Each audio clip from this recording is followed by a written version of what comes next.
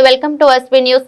మొక్కజొన్న వరి కొనుగోలులో అలసత్వం ప్రదర్శిస్తున్న ప్రభుత్వ వైఖరి నిరసిస్తూ బీజేపీ మహాధర్నా. బీజేఎల్పీ నేత ఎమ్మెల్యే మహేశ్వర్ రెడ్డి ఆధ్వర్యంలో ఆర్జీఓ కార్యాలయం ఎదుట మహాధర్నా పాల్గొన్న భారతీయ జనతా పార్టీ నాయకులు కార్యకర్తలు. ప్రభుత్వానికి లేదు నిజంగా రైతును ఆదుకోవాలన్న ఆలోచన ఉంటే మరి ఏప్రిల్ నుంచి ఈరోజు మే 13వ తారీఖు వరకు ఎందుకోసమని కేవలం 19% వడ్లను మాత్రమే కొనుగోలు చేశారు. వర్షం పడ్డాక రైతు మెడకు కత్తి వేలాడితే ఆ రోజు ఎంతకంటే అంతకిస్తారని ఈ రోజుకే మీరు ఒక బస్తాకు 4 నుంచి 5 కిలోల వడ్లను తరుగు రూపానో లేకుంటే మాయిశ్చర్ రూపానో మీరు దోచుకుంటున్నారు కదా.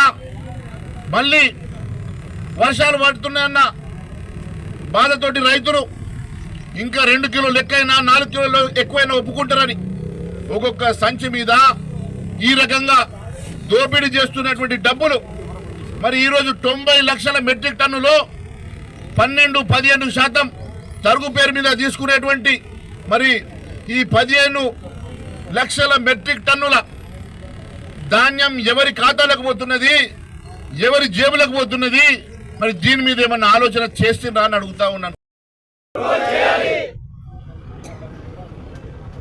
నా రైతు సోదరులారా, ఈరోజు నిర్మల్లో ప్రతి గ్రామంలో రైతులు రోడ్డు మీదకి వచ్చి ధర్నా చేసేటువంటి దీనమైనటువంటి పరిస్థితి. ఈరోజు ఇప్పుడే రాజాపూర్లో ధర్నా జరిగింది, మొన్న దిలాల్పూర్లో, గుండంపల్లిలో, మంజులాపూర్లో ప్రతిరోజు ఏదో ఒక చోట రైతులు రోడ్డు మీదకి వచ్చేటువంటి దుస్థితి ఈ రాష్ట్రంలో నిర్మల్ జిల్లాలో నెలకొన్నది. నేను అడుగుతా ఉన్నాను ఈ ప్రభుత్వాన్ని, రికార్డు స్థాయిలో కొనుగోలు చేస్తామని చెప్తా ఉన్నారు కదా, మరి మీ రికార్డులు ఏం చెప్తా ఉన్నాయో మాకు తెలియదు. కానీ ఎక్కడికక్కడ వడ్ల కుప్పలు, బక్కల కుప్పలు, జొన్నల కుప్పల దగ్గర రైతులు కాపల కాయలేక వడ్ల కుప్పల మీదనే ప్రాణాలు వదులుతున్న సంగతి కల్లారా చూస్తున్నాం. 6 కాలాల పాటు రైతులు కష్టపడి పండించి ఎండనక వాననక ముళ్ళ కంపలకు పాములు తేళ్లకు భయపడక వారు కష్టపడి పండించిన పంటను కూడా అమ్ముకోలేనటువంటి దుస్థితిలో ఈరోజు రైతన్న ఉన్నాడు. రైతన్న పండించినటువంటి పంటల్ని ఆనాడు కాంగ్రెస్ ప్రభుత్వం కొనుగోలు చేస్తామని హామీ ఇచ్చి ఈరోజు గాలికి వదిలేస్తా ఉన్నారు. ఈరోజు రైతుల పరిస్థితి చూస్తే